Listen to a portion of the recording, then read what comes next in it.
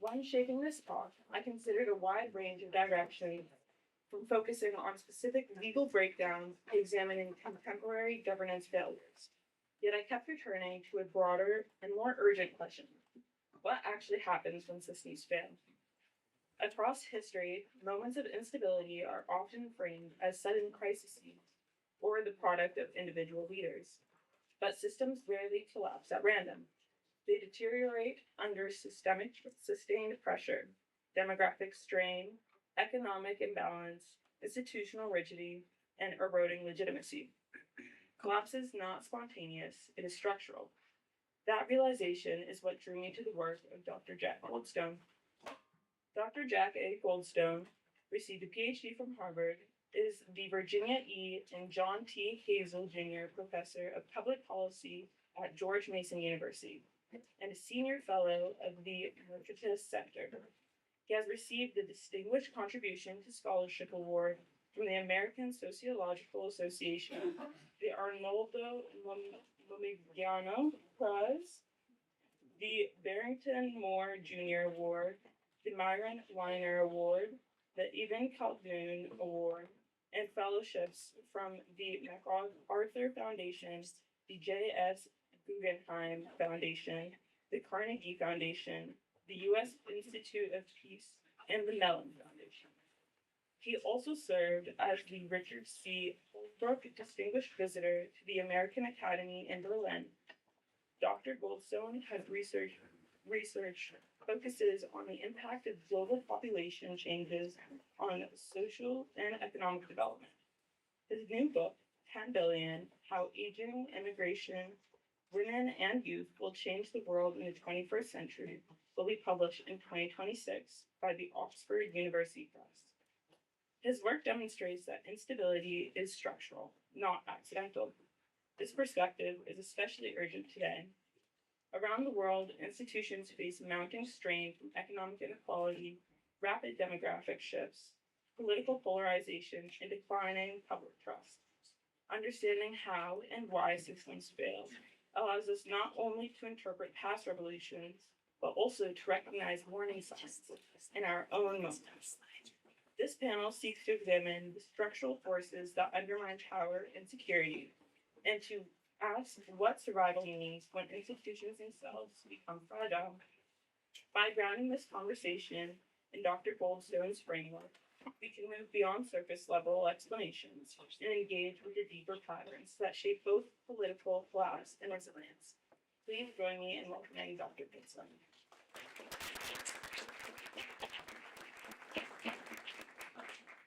Thank you, Emma.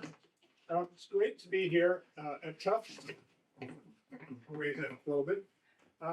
This is a kind of a full circle moment for me. I was here about 30 years ago to address the Tisch Symposium early on. I had just gotten married. I'm happily married to the same woman still, 32 years later. And it's great to be back. In the meantime, one of my co-authors, Professor Monica Duffy-Tofts, served as Dean of the Fletcher School. And I've had numerous occasions to come back and participate in events here. What I particularly like about this event is the students put this together. I was here 30 years ago and I expressed my concerns that America and the world were on a track for trouble. It's gotten worse since then. My generation didn't do a very good job, and I'm counting on your generation to bail us out. So I'm hoping that some of what I say here may be useful for you, and I look forward to exchanging questions and comments with you after the talk. So let me start out. We are in a situation that some scholars refer to as a polycrisis, a many-sided crisis. That is to say, there is political polarization, dysfunction, and deadlock in many countries. There are ecological problems, increasingly violent storms, intense droughts, wildfires, melting ice caps, rising sea levels. All of that is cause for concern. Internationally, many of the international organizations and alliances that kept the peace since World War II seem to be losing effectiveness or breaking down altogether. We have technological change on the horizon, in fact, coming at us very quickly with regard to artificial intelligence, but also biomedicine, um, electrification, digitization of everything. We are analog creatures moving into an increasingly digital dominated world. All of that is a challenge as well. And each of these challenges, in a sense, bounces off the others. In an ideal world, somewhere in this mix would be a solution, that one of these dimensions of the polycrisis will help us find our way. But frankly, a lot of us are a bit overwhelmed trying to figure out how do we deal with all of these issues at once. I'm going to try and focus for my talk on political issues, because we're going to have other talks later in the conference on climate, environment, and technological change. So I'll leave that to those experts. My domain has been political instability. So when systems fail, what is political failure? In my view, it's not merely a crisis or breakdown, because states often go through crises and recover.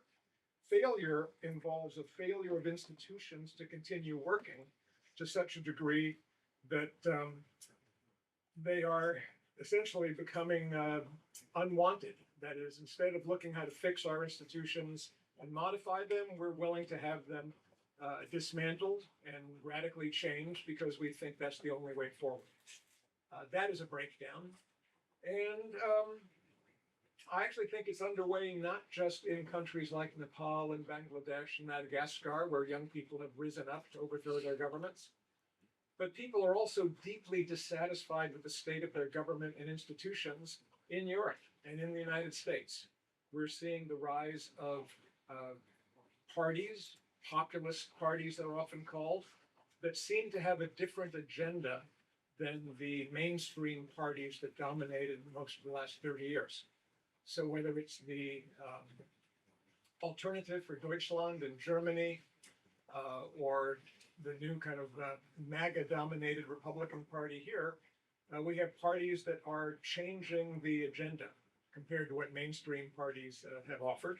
And I think there's a reason for it. It's not just a matter of particular leaders.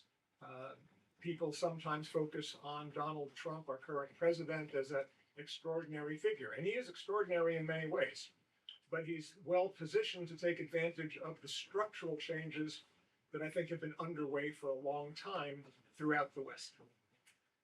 Some people focus on social media, which is certainly a new dimension of contention and misinformation.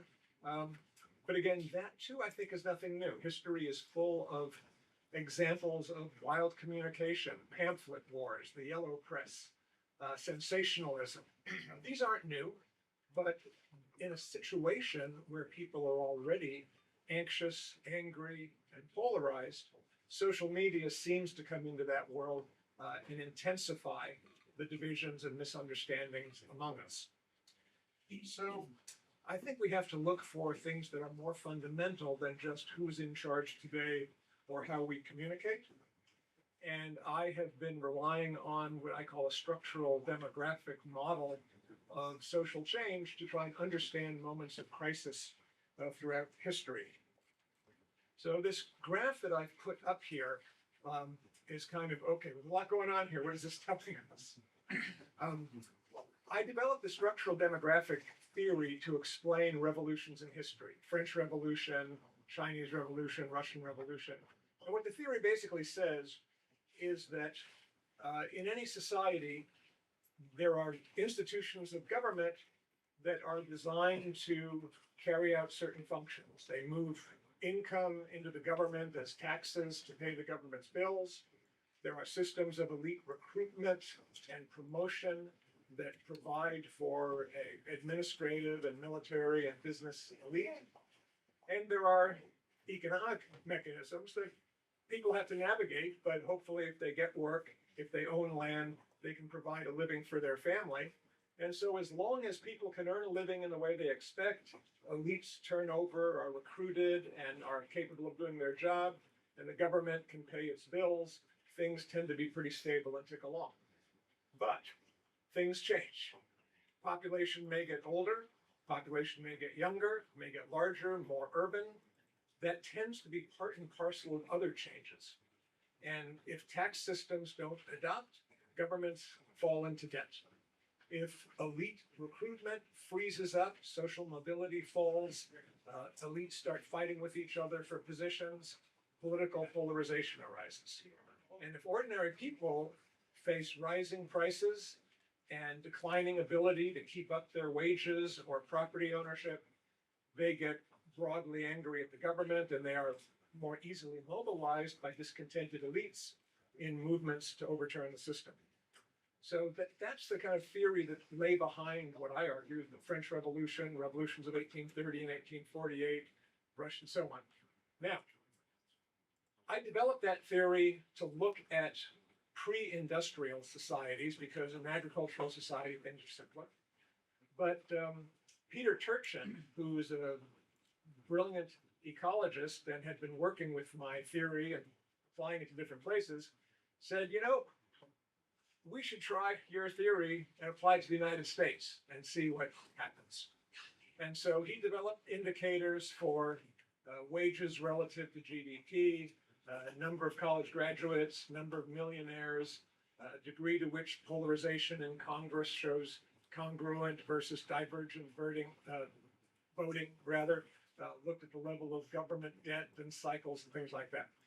And so he found out, when he plotted these things for the United States from our beginnings in 1776 up to the present, that the United States had gone through distinct cycles of breakdown and crisis. Unsurprisingly, these indicators, which he, under the theory, you pull into a political stress index around the red line, things went very badly before the Civil War, or the lead into the Civil War. I mean, things were pretty good up until the 1820s, but then from the 1820s onward, we find a combination of large waves of immigration, urbanization in the North, creating a different kind of society than the still very agricultural, slave-owning South. And the demographic and economic differences caused voting in the US government to be very badly polarized. You can read stories of people in Congress coming with sticks and coming to blows with each other on the floor of Congress. It's no surprise that as America fragmented into groups with different values, different identities, different goals, we found ourselves falling into civil war. Now, after the Civil War, it took a while for things to get better. Jim Crow was also pretty tough. But once you get into the past the Depression, say from 1930 to 1980, we're in a relatively prosperous period. Yes, the U.S. had problems. We had civil rights movement, student movement, anti-Vietnam War movement. But those movements, however unpleasant and violent they were in terms of urban riots, I lived through some of them in my youth, those were efforts to make American institutions work better for the most part. People wanted tax. Civil rights movement was about, we want the laws applied fairly to us, not we want government institutions to be overthrown or dismantled. And the American government proved fairly resilient. The Great Society led to environmental legislation under Richard Nixon when the Republicans passed the Clean Air and the Clean Water Act. And even after President Nixon may have overstepped his authority in the Watergate crisis, American institutions strengthened Congress, strengthened the rule of law, and tried to kind of rebuild the constitutional system of checks and balances. So this was a period that was not free of conflict, but it was not a period in which institutions start to break down. Now, what was troubling to Turchin and myself when we looked at this together is the red line starts to creep up again a little bit. From 1980 to 2000, it's evident that something is beginning. And then very rapidly after 2000, we start to see these indicators of political polarization, government debt, lagging wages, and social discontent start to rise pretty rapidly. So much so that in fall of 2020, we published an article saying we're worried that the United States is heading toward a period of unprecedented political conflict. And then a few months after that was published, we had a hard time getting it published because at that time, no one wanted to believe anything about, oh, U.S. coming towards civil war again. That's crazy. That's extreme. That's radical. Can't possibly happen. A few months later, we had, for the first time in American history, a popular assembly storming the US Capitol. And so then people started to say seriously, gosh, maybe there really are more severe issues of anger and conflict about our government than we realize. And none of this has gone away. And so our concern, and what I'm going to talk about today, is fear that we really do have some issues of survival of our institutions, issues of security that go beyond the United States, but in some ways we're kind of at the center of that. Now, let me give you some of the issues that I think are causing difficulty. We don't pay our bills. All right? Everybody's told when you grow up, you got to pay your bills. If you get behind and you fall too much into debt, it's going to be hard. And everybody says, well, that's just individual responsibility.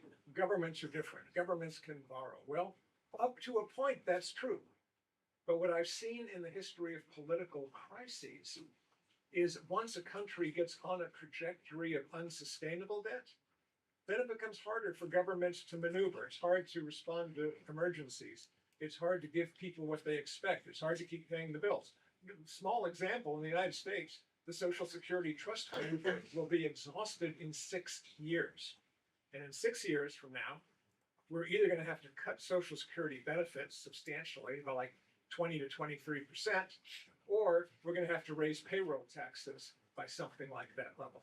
I don't think either of those is particularly palatable, so we keep kicking the can down the road, but we're going to run out of that money in 6 years, maybe even sooner at the rate we're going. So at some point, yes, you can spend, every government can spend more than you make up to a point, but how far can we go? So this is what's been happening. So federal spending was kind of a little bit above federal revenue in the 80s and 90s, which is a bit of a concern since we didn't have any real emergencies there. 2010, we had the big global recession, the Great Recession, the housing crisis. And in that crisis, government spending went up, government revenues went down. That's understandable, but normally after a crisis, you expect things to return to normal. They didn't. Spending stayed well ahead of revenues, and then when COVID hit, bang, another huge shot of government spending being elevated, revenues didn't keep up. And so here we are today, about 2025. Look at the size of this gap between revenue and spending. This is in percent of GDP. It's larger than in the 80s, and it's projected to get larger still. This is the Congressional Budget Office. This was their report after we passed the big, beautiful bill, which cut taxes but raised spending. And we're talking about another major increase in spending for the military going forward. Now, that's fine. I mean, governments, whatever the people want to spend on, that's what governments do. Is in a democracy, they respond to people's desire for Social Security, Medicare, military defense. But somebody's got to pay for it. And at this point, federal revenues are about almost a little less than 19% of GDP, but spending is already at about 23% and is heading for 28%. That's not sustainable because we are already at over 100% of GDP in total debt. Now, if we were rich and this was all balanced, we could take accumulating debt for a while. But when you're already at a situation where your debt is the same size as your GDP, well, Japan did this for a while, and it was fine because Japan had 0 to negative interest rates. But if the government is paying 3% interest rates on a debt that's the same size as your GDP, and your GDP is growing 3% a year, which is about where we are. It was 4% in the third quarter, but 1.4% in the fourth quarter, so average 3%. So basically, the entire increase in our economy is going to pay the annual interest on our debt because we've allowed the debt to get so big. Now, as the debt gets larger, we have to borrow more money to pay the interest on the debt because the entire increase in our economy is not sufficient. So you get into a hole where you're borrowing more each year to pay the interest on the debt you've accumulated, and that's unsustainable. That's where you start running out of money. Ideally, you would pay that debt down a little bit to the point where you spend a portion of your economic growth paying the interest, and the rest you use to improve people's lives. We're not doing that. So what's the answer? Is it tax everybody more? Is it tax the rich more? Is it tax foreigners more? It's very hard to tax foreigners. Even the tariffs don't effectively tax foreigners. It would be nice if they paid all the tariffs, but it's not how it works. So either the government has to spend less, which is probably a good idea, or we tax more. Now there's this one peculiar period here. You may see this here. That was the Bill Clinton presidency. Bill Clinton made a deal with Congress. He said, I will cut spending on welfare for the poor if you will allow me to raise taxes on corporations and the rich, because we have to balance the budget. And for 4 years, they did that. Federal revenue went up. Federal spending went down. It's not impossible. It's been done. Certainly been done in my lifetime, maybe not in all of your lifetimes, but it's possible. But instead, we're heading in the opposite direction, which is not good. So we have to think again about how to go back to cutting government spending and raising revenue. Now, it's obviously appealing when you say there are some people who have accumulated hundreds of billions of dollars in wealth to say, can't we just take that and move it? Temporary solution at best. What we need to do is figure out a fair system that everybody believes in. Right now, everybody hates the tax system because everybody thinks it's unfair to them. And it's mostly true. Nobody can even make sense of the tax system because it's so complicated. So it's easy to think it's unfair. Even if we just taxed everybody 25% so that all GDP was taxed, 25% of GDP went to the federal government, if we could just lower spending down to about 25% and raise tax to 25%, we'd be back in balance, right? So it's raise it to 25%. That's not going to keep people from getting rich. We could take payroll taxes right now, and all the income over 160,000 a year is exempt from payroll tax. Don't know why that's so, just a historical accident. But it means that people who make a lot of money pay far less in payroll tax than people who are just making their first dollar. Doesn't make any sense. We can change that, and I think we'll probably have to. So I'm not in favor of this or that tax system. I'm not saying it confiscate wealth tax. All I'm saying is we need a system that is both more fair and more balanced. However we get there, it's a political problem, but we are going in a ruinous direction right now, so that's got to change. Something else that's a bit odd. From World War II to the mid-70s, real wages grew at about the same rate as the economy on per capita basis, GDP per capita. GDP per capita is how much money does the whole economy generate per person? And real wages went up the same rate as GDP per capita until, boom, 1975, that changed. Partly because of the growth of the financial industry, so that finance became a much larger part of the economy. Partly because wages went up greatly for corporate managers. Partly because corporate profits increased. Partly because globalization drove down wages for people who work in fields with foreign competition. There are a number of, you can point to this, that, or the other thing. But what's striking is nobody bothered to do anything about it.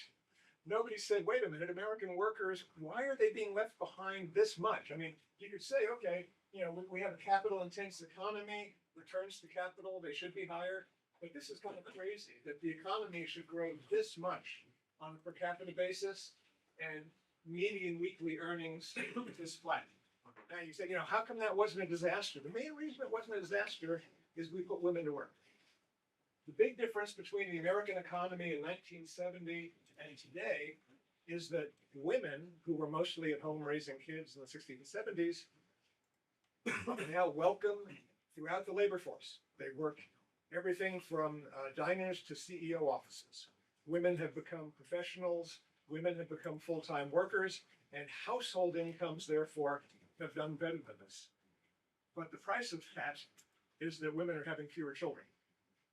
So it's kind of a trade-off. Yes, we now have many more women workers. That has helped household income grow, but it's also led to declining fertility, which is another problem. Now, having fewer kids might not be such a bad thing if each one of them was smarter and more productive than ever, but we're not doing that either, okay? So we don't pay our bills. Wages haven't kept up with US growth. And as we got richer as a country, test scores have fallen. Now, we were actually doing a little bit better from 2005 to 2013. You see the lower performing students were actually catching up. These are not the absolute test scores. These are changes over time. And so the lower performing students were actually moving up more than us. That was good. We were kind of helping people, kids in Mississippi, Alabama, Louisiana, were moving up toward the national norm, even starting to exceed it. But look at what's happened since 2013. It's not just a COVID thing. COVID made it worse, probably. See that effect here. But wow, since 2013, even the higher performing students, that's all of you, I assume, even the higher performing students have been pretty flat in their test scores. And the median and lower performing students have really fallen badly. Now, this is not just an American problem. Most countries in Europe have seen a similar decline. Some people have said too much time on screens.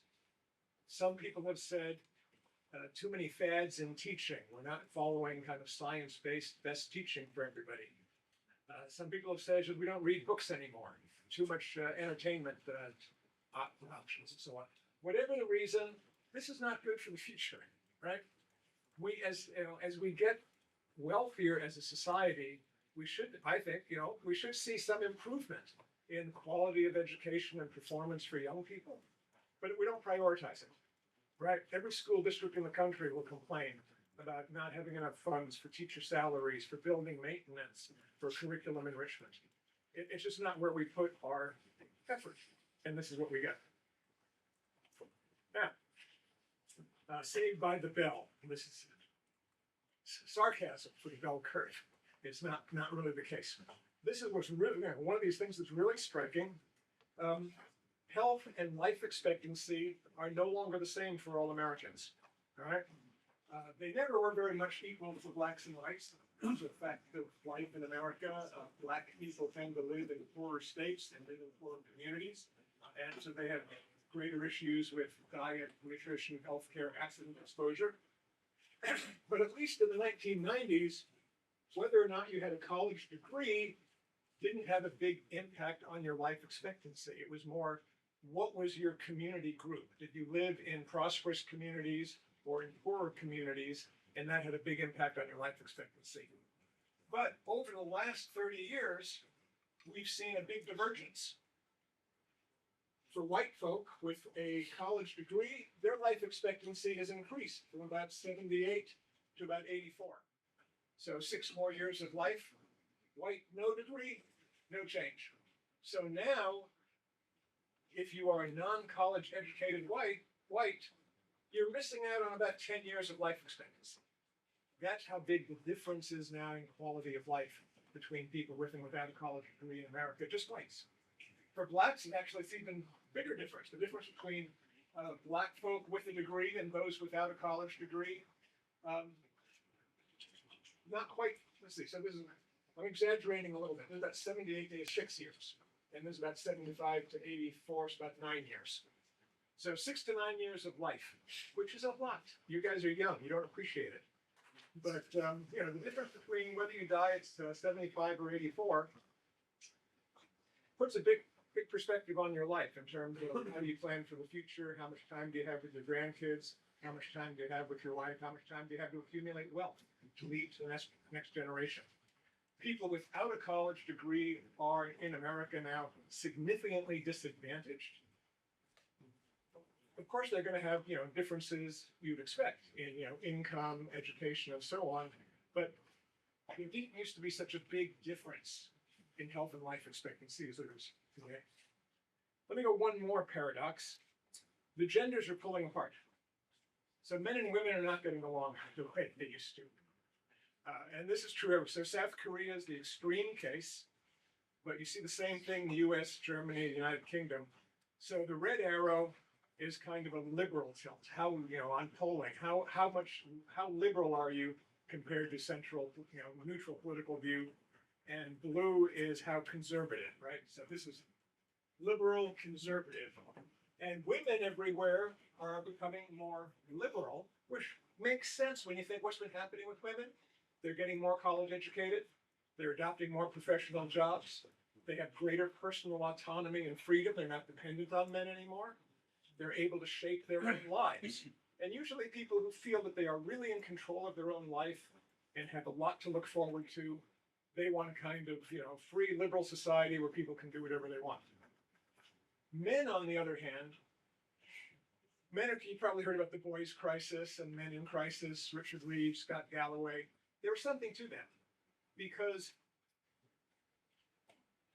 patriarchy has been a guiding principle for hundreds of thousands of years.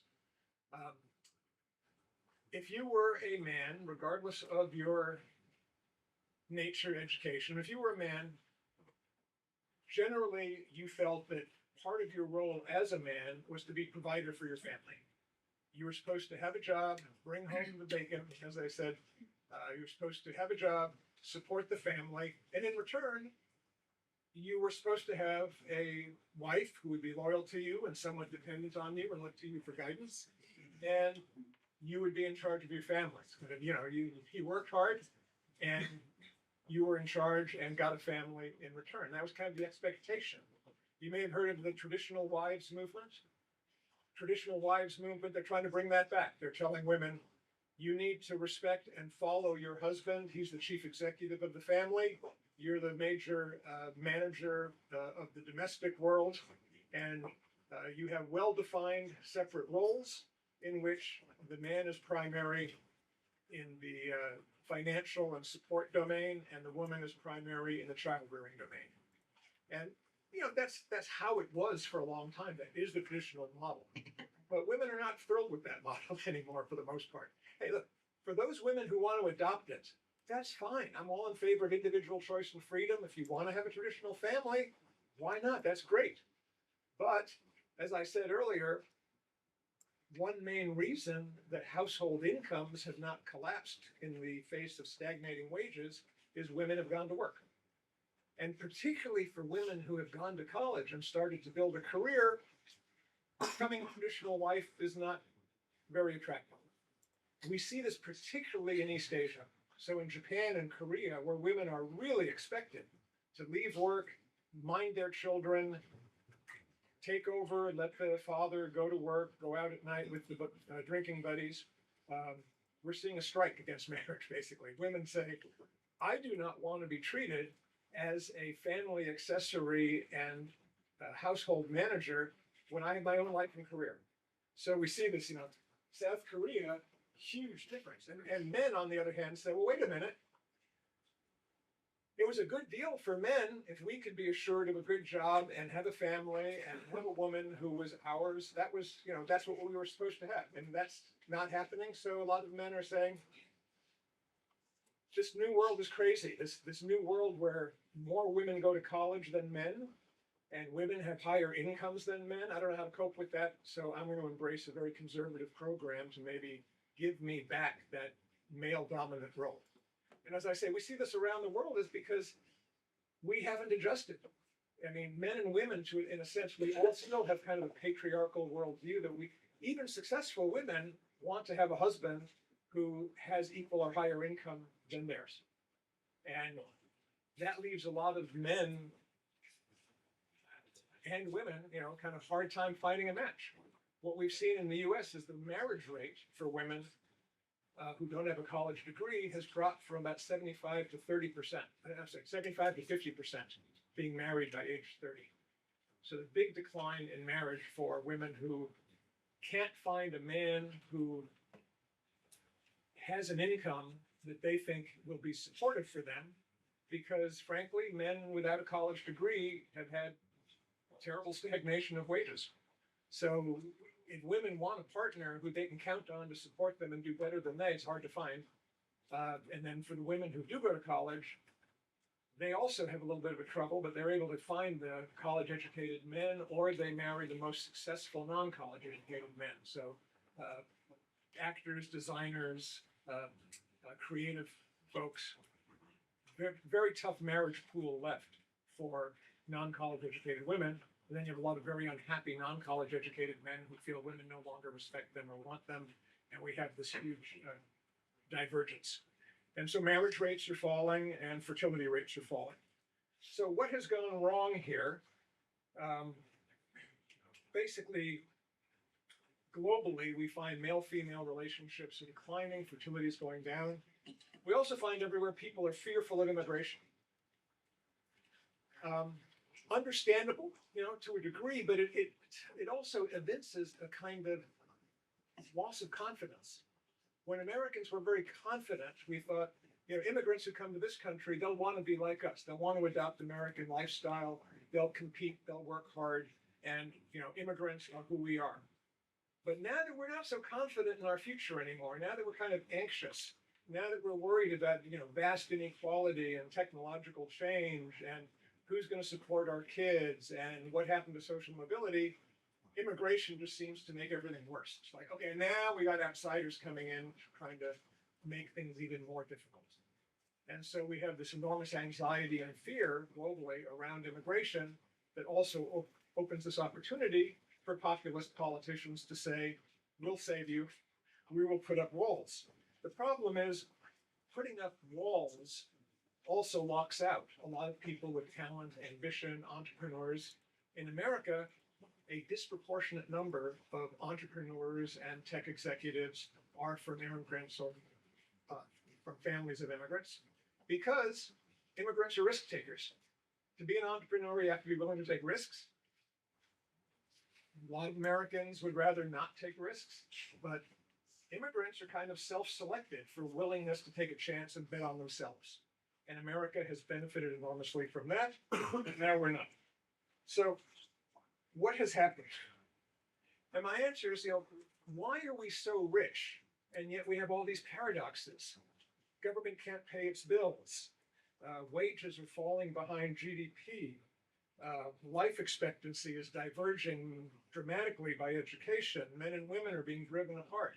People are, even though we're the richest society in history, people are complaining about affordability. They're complaining about the cost of college, of healthcare, of housing. And I think there's a simple answer to this. And that is, for the last 30, 40 years, America, Europe, Asia, all around the northern hemisphere, we have prioritized the accumulation of private wealth over all other values. Now, after the Cold War ended, after World War II, we had this thing where America was competing with the Soviet Union.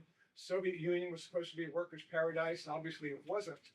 But competing with the ideal of the Soviet Union, American corporations felt comfortable doing things to improve the lives of their workers, because if we didn't improve the lives of our workers, how could we say we were better than the Soviet Union, which we didn't know how bad it was, but at least they said that's what they were doing. So as part of Cold War competition, we paid more attention to things like civil rights, workers' rights, union rights, and so on. Once we started to get a more financial, credit-driven economy, once we kind of won the Cold War and communism was vanquished, it was kind of, open the gates, greed is good, let everybody make a fortune, which would be fine if everybody made a fortune. But of course, only a few people were able to make a fortune. And once they started accumulating wealth, the process kind of took off and escalated.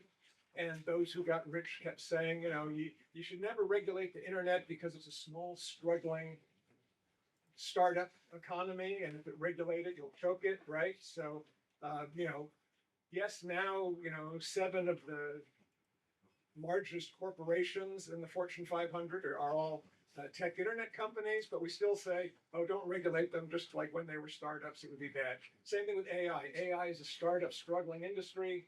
We got to race to the top, don't regulate it. Well, okay, but now those companies are worth hundreds of billions of dollars, and they threaten to change the way our entire economy is organized.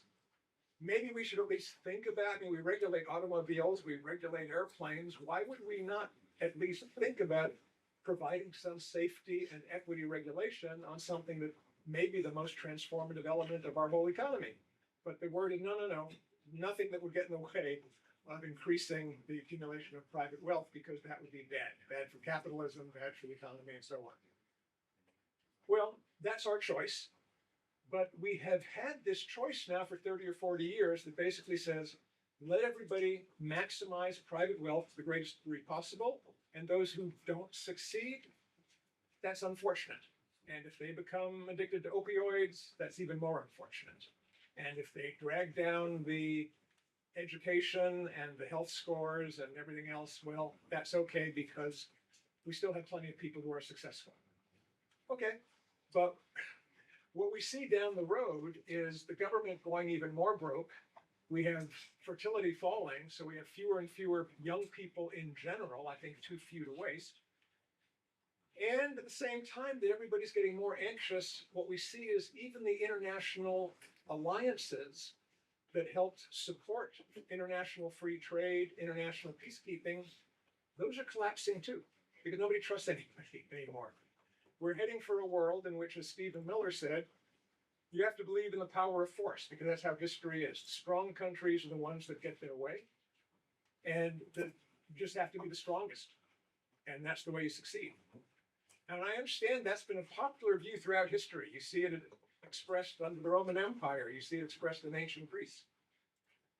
But it has not worked out well in the modern world, which is to say, if you look at the United States experience after we won the Cold War and decided, hey, we're the superpower, we can do whatever we want.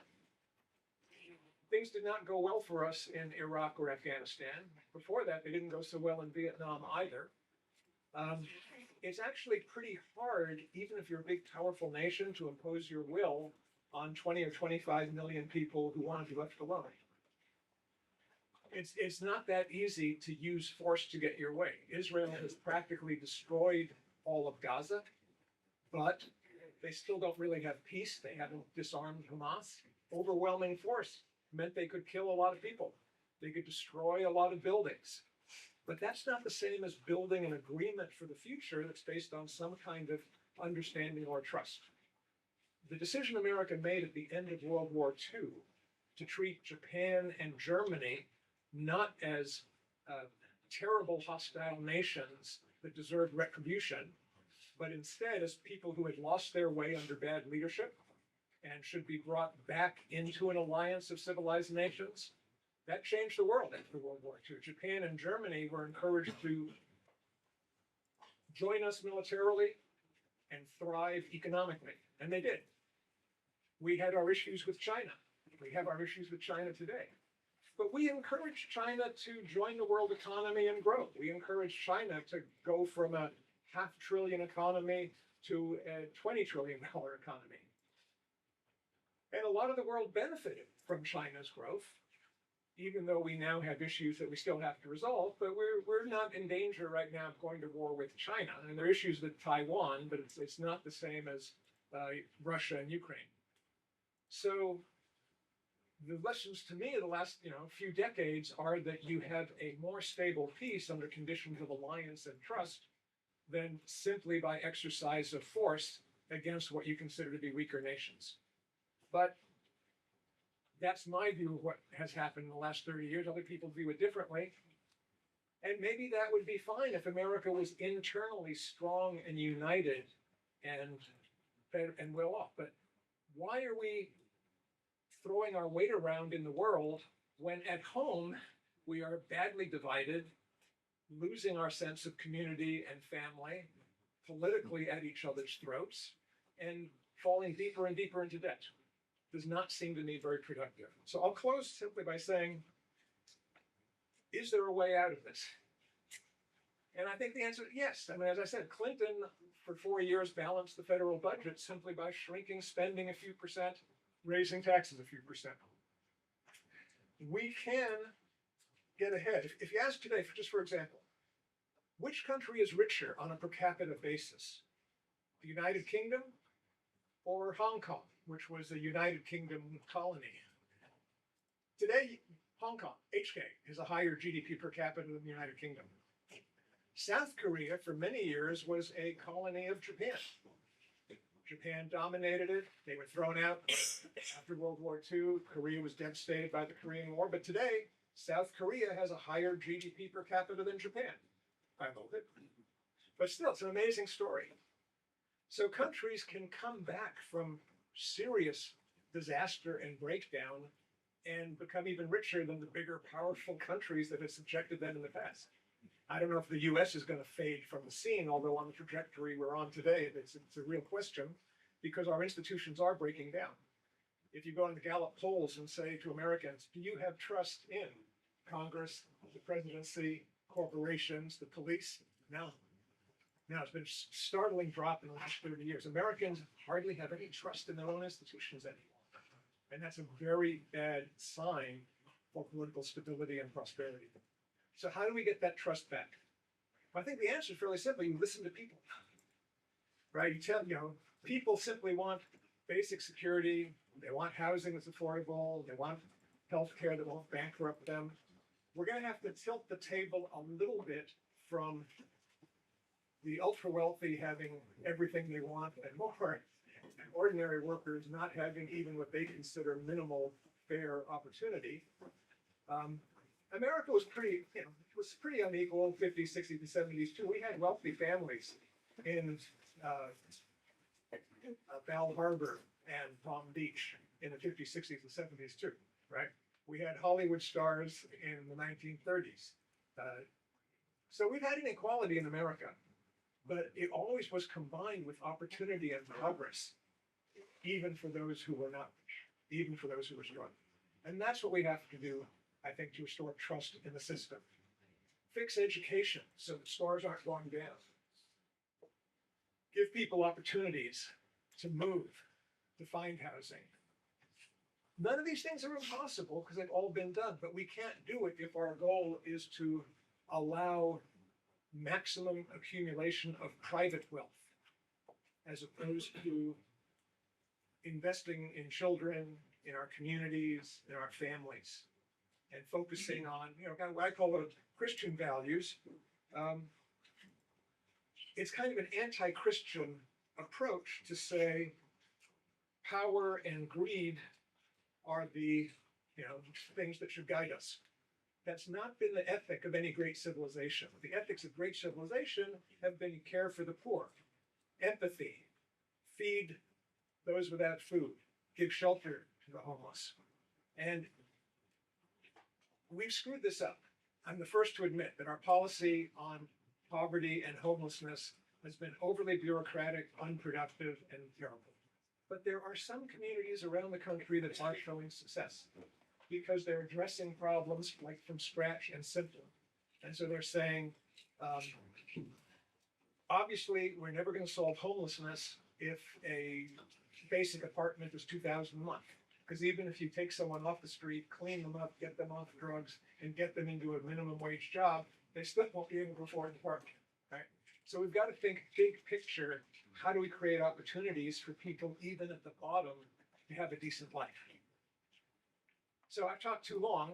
It's a big challenge, but it really is, I think, important to kind of pull back from big picture GDP, big picture, how big is our military, how, who has power, and say, wait a minute, what is all that in service of? We have to realize that on some very basic things, government debt, family relations, child welfare, and education, we're not doing it all as well as we should be. And so maybe we should shift back toward putting those things first, and then we'll let the chips fall where they may on things like private wealth and so on. But let's take care of some social essentials, and then we'll see where we end. All right, thanks very much. I'm happy to take questions. We have a little time, right?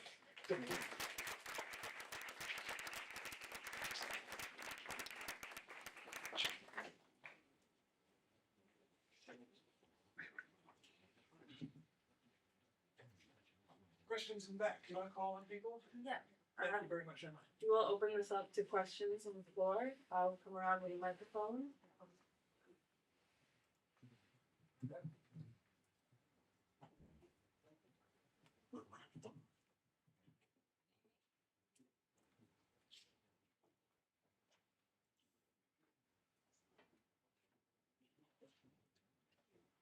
Thank you very much. Great analysis. My name is Hamid. I do master's here in security and finance.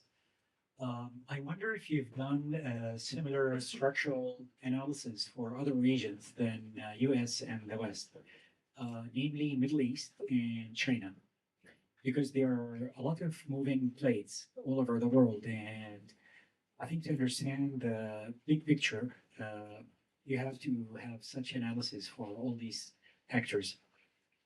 Thank you. Yeah, very good question. I have a colleague, Nicholas Salerno in Paris, who has applied this model to France to try and understand why can't the center hold in France. And with the little twist, that is, if you focus on the rural population in France, you see all these same things: declining social mobility, stagnant incomes, government debt rising. So Macron was kind of fighting against the tide and thought he could fix things with some technical fixes, but he didn't address the basic problems, and so his political career got cooked as a result. And now France is perhaps moving toward a far-right party victory. In Germany, it's kind of East Germany versus West Germany. West Germany has held together, but East Germany still, despite decades, is still kind of falling behind the West, and there's a lot of anger and resentment fueling the AfD there. China's an interesting case. I tend to think that China is going to be very dangerous for the next 10 years, but they're facing a big demographic challenge, and they are also facing some economic issues in that the kind of broad-based manufacturing economy is now focused on a few industries. They're world-beating in those industries: batteries, electric vehicles, wind turbines, solar. But for young people in China, there are challengingly high rates of unemployment. There's a huge collapse in the real estate market that's devastated people's wealth. And the government, instead of freeing the economy to respond to these challenges, is doubling down on kind of central control. So I think because the Chinese government is aware that things are going to get worse for them, they're being more aggressive now. But I think by sometime in the mid-2030s, their government will run out of gas, and that they will face protest and greater democratization. Not every, most people don't agree with that, but that's what my analysis leads me to think. This is a global situation of the government institutions that have dominated for the last 20 years, kind of going to an extreme in their directions that's not sustainable and will eventually fail.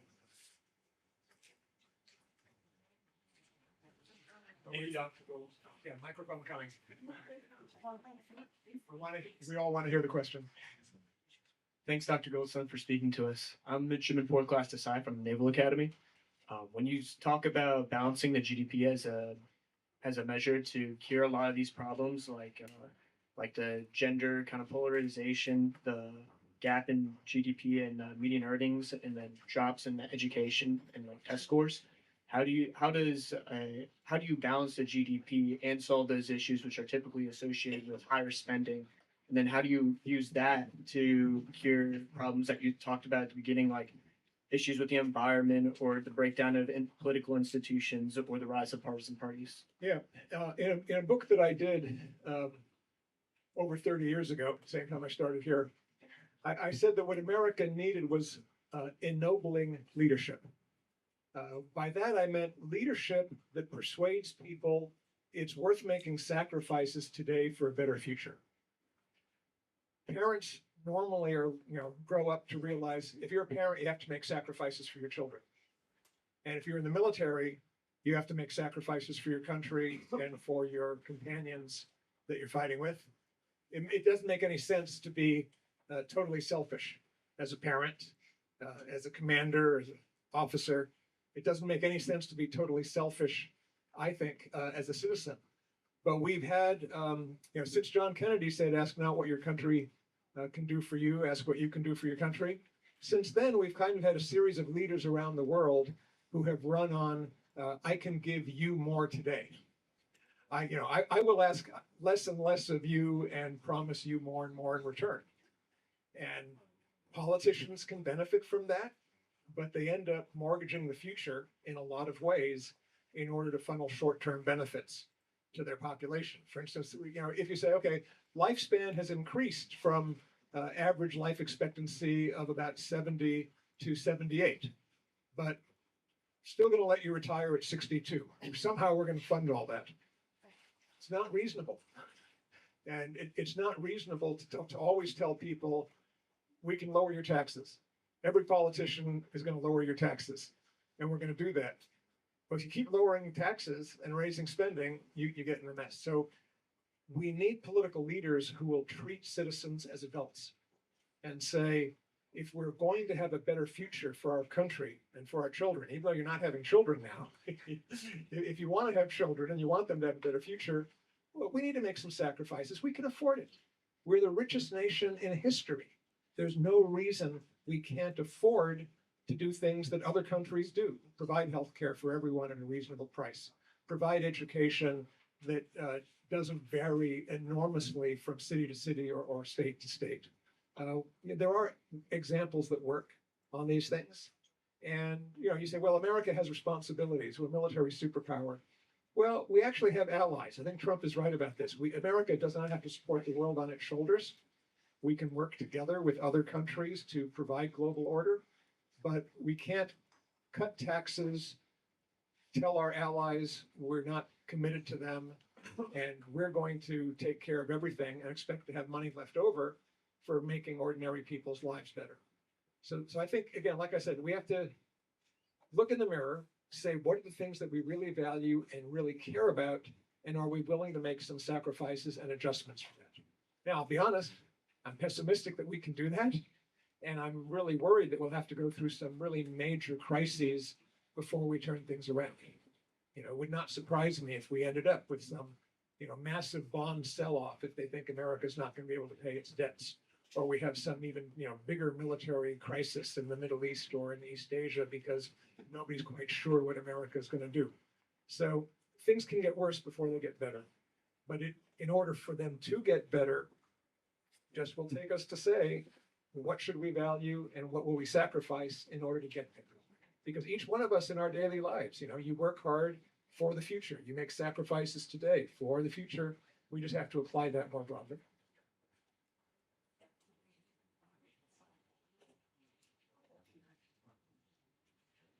Thank you very much, Doctor. You gave me a lot of answer of questions that I had it before, and I didn't have the answer. So thank you. I just wonder. It's not. I'm gonna ask a question.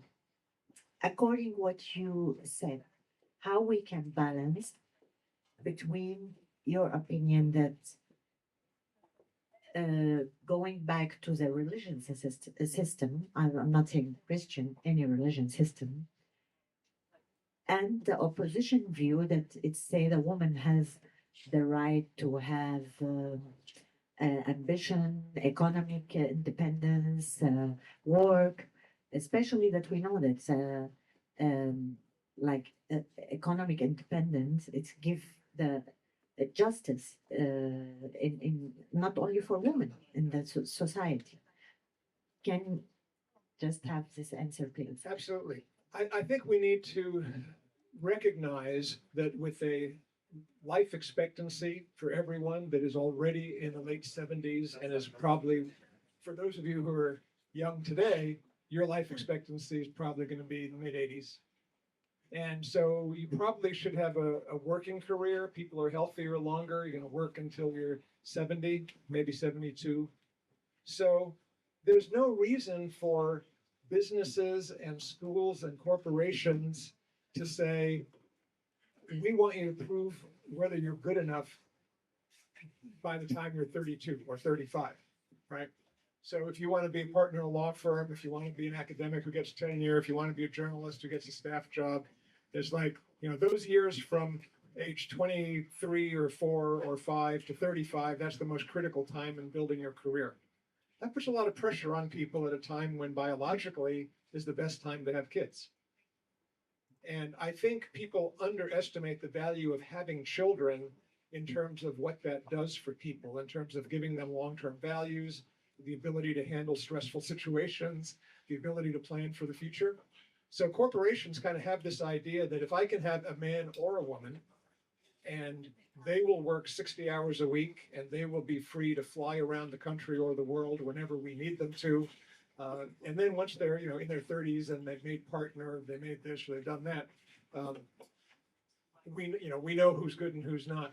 I think that's just wrong. I think we're going to have to say, we've already made the adjustment of expecting people to stay in education until 21 or 22. And I think we're going to also have to make the adjustment that we should allow people to spend until age 30 finding their way, getting married, having families, and have the real intense part of your professional or job career come after age 30, so that people have time to build relationships and build families, and then they can compete to get to the top of the ladder. And we have time for that. I mean, if you're going to work until you're 70 or 75, you don't have to determine everything by the time you're 35, right? So we need to take advantage and understand this. The other thing we have to do is kind of get out of these rigid male-female roles. I tell people, look, if there's a man who has a good job and he finds a woman who is attractive and really good with the kids and a good cook, people say, oh, you're a lucky guy, right? But if a professional woman marries a guy who's a good looking guy, who's good with the kids and is a good cook, they say, why did you settle, right? Why didn't you get a superstar husband? Well, that's crazy. Why do we have different standards for men and women? People should be allowed to do what they want to do, be who they want to be, and define their relationships however they think best. We're a long way from that, but I think if we get there, we'll start to see the sanity in the family and the sanity in gender roles return. And there'll be less pressure on everybody to do something they don't want. Thank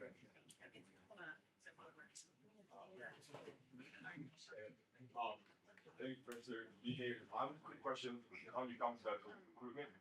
And then particularly, there's Nick, use the mic. Sorry. Thank you, Professor Green. My name is Nick, and I have a question on your comments about elite recruitment. I think it's no secret that there's a big trend, both here and other elite institutions, whatever that means, that a lot of our brightest students end up going into, for various reasons, big law, finance, consulting, and obviously, if we want to, enact all these reforms, we need a government of technocrats who have specialty. So, in your opinion, what are maybe some of the policies that should be explored more to incentivize, students who want to make change to go to DC instead of per se, but perhaps Wall Street? Yeah, look, it's great to have elite universities funneling people into leading positions in government, military. That's their job. But the problem then is you have elite people who are focused on being elite, and they have elite values, and they talk in jargon, and they think they're solving problems, and they lose sight of what's life like in the rest of the country. Now, I grew up in a kind of middle-class immigrant family. I worked in warehouses, and I know if I wasn't lucky in I went through public schools. I ended up at Harvard just out of public school. I didn't go there. Originally, I was going to be a math science guy, and I went to another school to do math science, and then I ended up going to Harvard because I got interested in other things. But I always know that if I had taken a slightly different direction, I'd still be working, in a Amazon warehouse or on the floor at Target. And I always remember that's who most people are.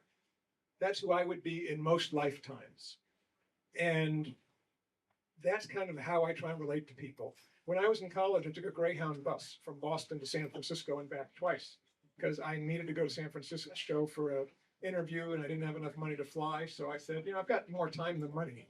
I'll take a bus and see the country. I got to talk to a lot of people, see a lot of people, right? A lot of elites don't do that. They fly over country, they grow up in a bubble. When I got to Harvard, I was like, oh my God, there are the people who have been to Paris and speak French or who've grown up reading the New York Times and reading New York Magazine. And I hadn't seen any of those things in my household, right?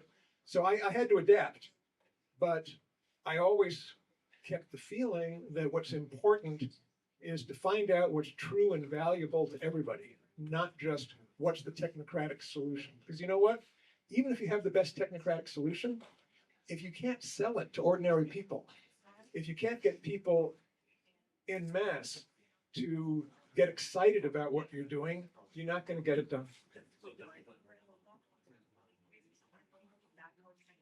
Thank you so much. I'd like to interject with a few questions of my own. Yeah, go ahead. As long as we have time, you got me. I'm here. Fantastic. In periods of systemic stress within powerful states, what can international institutions such as the UN and the WHO play in stabilizing mechanisms to ultimately help the nation? Yeah. Well, they can't do anything now because they're going to be broke. U.S. has pulled out of WHO. U.S. has told the United Nations we're not going to pay our share this year, and the UN has announced that they're going to have to shut down a lot of their programs. So in a sense, it's a hypothetical. What could the UN, WHO do if they were funded? The WHO made some mistakes during COVID that caused it to lose trust. And that's unfortunate because the WHO has generally done a pretty good job of monitoring pandemics around the world. They got overwhelmed with COVID. They didn't realize it was exceptional. And so they got a bit behind. The United Nations has been more successful than people realize. People think of the United Nations as this talking shop dominated by radical countries. It's historically been anti-Israel, been anti-US. But the UN, aside from the General Assembly in New York, has a lot of organizations that are active around the world. UNICEF helps children's education. WHO is part of the UN framework for protecting global health. The UN, UNESCO World Heritage Sites preserve our world heritage around the world. The UN is involved in protecting rainforests and valuable resources. So again, it comes down to values. You know, people around the world do want rare and special places to be protected. They want children to be protected. They want wars that involve rape and child starvation to be stopped. The UN actually has a pretty good record when it's invited in peacekeeping operations. That doesn't mean the UN can stop wars. That requires diplomacy. But once the UN is engaged in peacekeeping, it does a pretty good job of keeping the peace for a while. The problem is it's temporary. If the UN gets stuck in some place for 30 or 40 years, then it just becomes part of the background problems. That's kind of what happened in Palestine, where UN got stuck taking care of Palestinian refugees for generations because no countries would step in and regularize them. I've had some students do work on this, quite interesting. There are countries who will be lazy and they will say, I'll let the UN come in and take care of our refugee problem. They can provide health care and education for these refugees, and then our government doesn't have to do that. Great. But after 20 or 30 years, the refugees become angry and resentful that they're excluded from society. They become radicalized. The government has never picked up the capacity to deal with it, and that's bad. On the other hand, we're like some cases where Turkey absorbed refugees from Syria, and Turkey said to its Ministry of Education and Ministry of Health, you have to take care of these people. You know, we'll give you the money, but you have to expand your facilities and you have to provide basic services because we're a country and people who enter our country have to be part of the country, and that works better. So the UN is like any other organization. If it's told to do an impossible task, it will fail. But there are many tasks where the UN has done a lot of good, same with WHO, because when you're dealing with global immigration, global public health, you need cooperation among nations to do those things. And the UN, for all its faults, was pretty good at sustaining cooperation among countries on well-defined problems. And I think that's where it works best. Finally, that's one last question. Throughout this conversation, we've discussed the structural pressures that accumulate beneath the surface of political life, such as demographic strain, elite fragmentation, and declining legitimacy. My question is that when systems come under sustained structural pressure, what ultimately determines whether they survive through adaptation or collapse? It really depends on the willingness of political elites to look beyond their short-term power struggles and think about the longer-term future. So the positive examples I give are usually the America after the Great Depression with the New Deal and England in the 19th century at the time of the Reform Bill.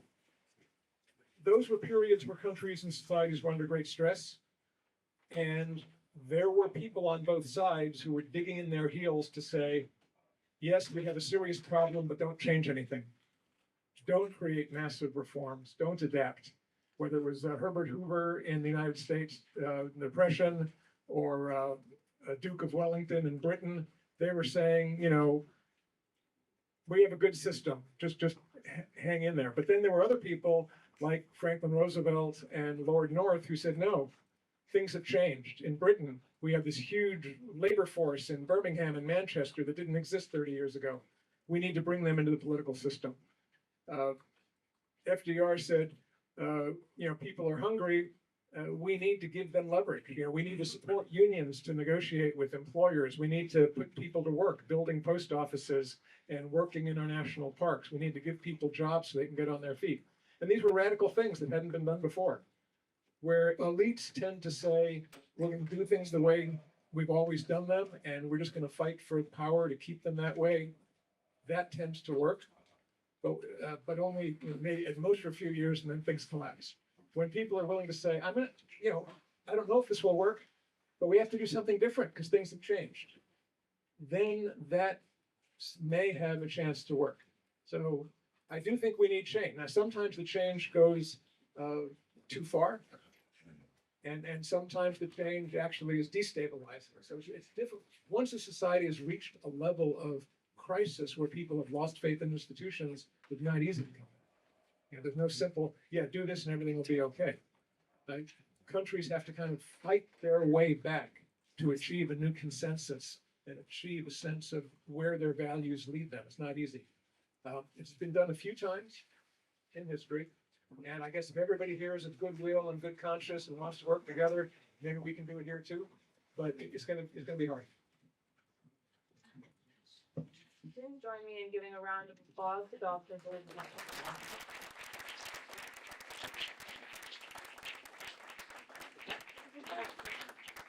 Thank you so much for joining us today and for sharing your insight and perspective on structural forces that shape political stability and collapse.